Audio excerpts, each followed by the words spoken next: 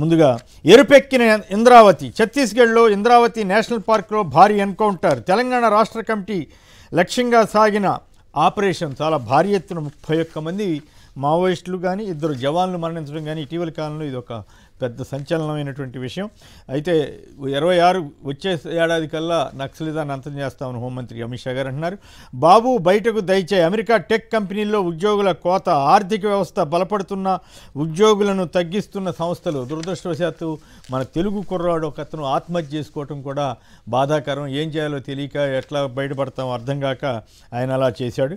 జగన్ హయాంలో 39.34 లక్షల ఇళ్లకు కుళాయిలు బిగించారంటూ లోక్సభలో కేంద్ర ప్రభుత్వం వెల్లడించింది. జగన్ హయాంలో ఇళ్ల కుళాయిలు బిగించిన వార్త ప్రముఖంగా ఇచ్చారు. గాడి తప్పిన పోలీసింగ్. రెడ్ బుక్ కుట్రతో పోలీస్ వ్యవస్థ నిర్వీర్యం చేస్తున్నారు. 9 నెలలుగా వెయిటింగ్లో 59 మంది అదనపు ఎస్పీలు, డిఎస్పీలు, అలాగే 9 మంది ఐపీఎస్లకు అసలు పోస్టింగ్ ఇవ్వలేదు. 4 సస్పెన్షన్లో పెట్టారు. 5 ఐఏఎస్ని కూడా పోస్టింగ్ ఇవ్వలేదు. మళ్ళీనేమో కేంద్రానికి మేము 2 సార్లు ఉత్తరం రాసినా మాకు డిప్యుటేషన్ మీద మాకు కావాల్సిన వాళ్ళు ఇవ్వలేదనేమో రాస్తున్నారు. మరి ఇదంతా దీని మీద కూడా మనం మాట్లాడుకుందాం. నన్ను రోడ్డు పాలు చేసిన నిన్ను చంపేస్తా. తనపై వీడియో విడుదల చేసిన మహిళకు కిరణ్ రాయల్ బెదిరింపు. నీ పిల్లల కాళ్ళు విరిచేస్తానంటూ జనసేన నేత హెచ్చరిక. దీనికి సంబంధించిన ఆడియో సోషల్ మీడియాలో వైరల్ అవుతోందంటూ ఆయన భాగవతంపై మరో వీడియో విడుదల చేసిన బాధితురాలు. జనసేన ఎవరి మీదైనా సరే ఏమంటారు తాడ తీస్తా అది తీస్తా అన్న పవన్ కళ్యాణ్ గారు మాత్రం ఈయన జోలికి వెళ్తున్నట్లేదు. ఊరికే రాజకీయ కార్యకలాపాలకు దూరంగా ఉండమన్నారంట కానీ సస్పెండ్ చేయమని చెప్పలేదంట. పైగా ఆయన ఏమో కిరణ్ రాయల్ గారు అప్పుడెప్పుడో జరిగిన వాటిని ఇప్పుడు పెడుతున్నారు ఇదని ఆయన అన్నట్టుగా వార్తలు వస్తున్నాయి. మరి ఇవన్నీ కూడా మరి జనసేనలో పరిస్థితులు ఏ రూపంలో ఉన్నాయి, పవన్ కళ్యాణ్ గారికి అసలు ఆ పార్టీ మీద ఎంతవరకు పట్టుందనే దాని మీద ఆలోచిద్దాం. చంద్రబాబు రాజకీయ ఊసరవెల్లి. ఢిల్లీ ఫలితాలపై చంద్రబాబు కొత్త రాగం. నాడు మోడీ హటావో దేశ్కి బచావో అన్నారు, నేడు మోడీ రైట్ లీడర్ అంటున్నారని మాజీ మంత్రి కన్నబాబు వ్యాఖ్య. బాబు పథకాలంటే విసుగా. మాజీ ఎమ్మెల్యే టీజీఆర్ సుధాకర్ బాబు వ్యాఖ్య. నన్ను రోడ్డు పాలు చేసిన నిన్ను చంపేస్తానంటూ కిరణ్ రాయల్ బెదిరించారంటూ వార్తలు వస్తూ ఉన్నాయి. ఇక నిన్నటి వార్తలు కూడా కొన్ని చూస్తే గూడు కట్టుకున్న నిర్లక్ష్యం. గ్రామీణ పేదల ఇళ్ల కోసం కేంద్రానికి ప్రతిపాదనలు పంపడంలో చంద్రబాబు ప్రభుత్వం వైఫల్యం అంటూ ఉదాసీనత అంటూ కథనాన్ని ఇచ్చారు. బటన్ నొక్కే వాళ్లకు విరామం ఇచ్చారు. ఏపీలో బటన్ నొక్కే కార్యక్రమానికి విసిగెత్తారు. ఢిల్లీ ప్రజలు కాస్త సమయం తీసుకున్నారంతే. సంపద సృష్టించాకే సంక్షేమ పథకాలు అంటూ చంద్రబాబు గారు మీడియా సమావేశంలో సంచలన వ్యాఖ్యలు చేశారు. తద్వారా తన మనసులో పాట బయటపెట్టుకున్నారా లేక అసలు ఇక సంక్షేమ కార్యక్రమాలన్నింటికీ మంగళం పాడటానికి రంగం సిద్ధం చేసుకున్నారా?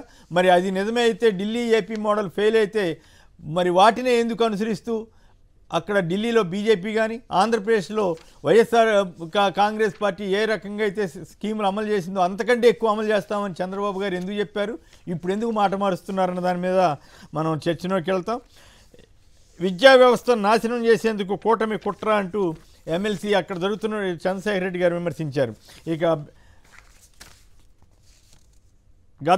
తెలంగాణకు సంబంధించి కూడా సర్పంచ్ పదవి 27 లక్షలు అంటండి. గద్వాలలో అప్పుడే పాటలు మొదలైనాయి.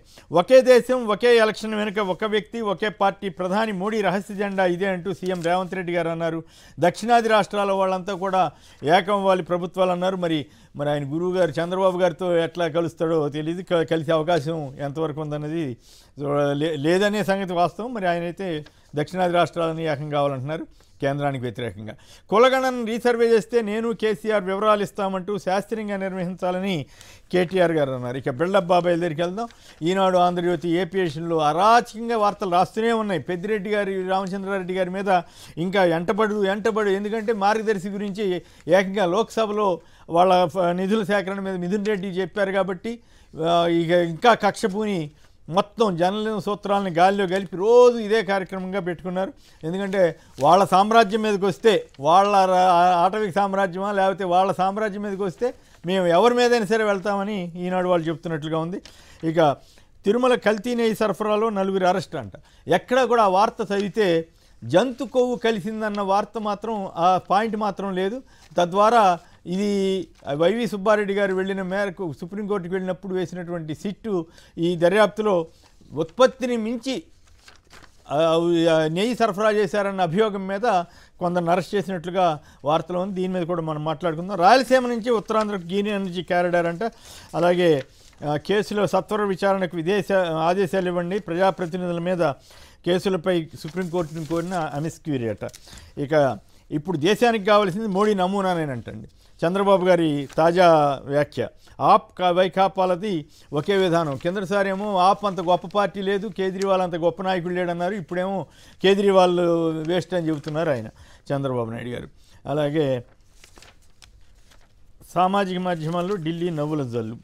చంద్రబాబు ప్రచారం చేసిన 32 ఏళ్ల తర్వాత భాజపా గెలిచిందంటే ఈనాడు వాళ్ళు ఆనందంతో రెచ్చిపోయారు. తిరుపతిలోనూ పెద్దిరెడ్డి భూ కబ్జాలంటూ నిన్న రోజు ఇదే కార్యక్రమంగా పెట్టుకున్నారు.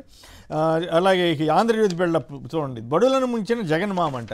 విద్యా వ్యవస్థను బాగు చేస్తే, విద్యా వ్యవస్థలో స్కూల్ బాగు చేస్తే ఏమవుతుంది, కాలేజీలు పెట్టలేదు కదా అని చంద్రబాబు గారు అంటున్నారు. కింద స్థాయిలో వైద్యం బాగు చేస్తే ఏం ఉపయోగం, పైన సూపర్ స్పెషాలిటీస్ లేవు కదా అని ఆయన అంటే వీళ్ళు విద్యా వ్యవస్థే బాగోలేదని వీళ్ళు ప్రచారం చేస్తున్నారు. ఈ రకంగా సాగుతూ ఉంది వీళ్ళ వ్యవహారం. ఇక వీడియోలు చూద్దాం. వీడియోలు చూసిన తర్వాత ఒక్కొక్క దాని మీద చర్చకి వెళ్దాం.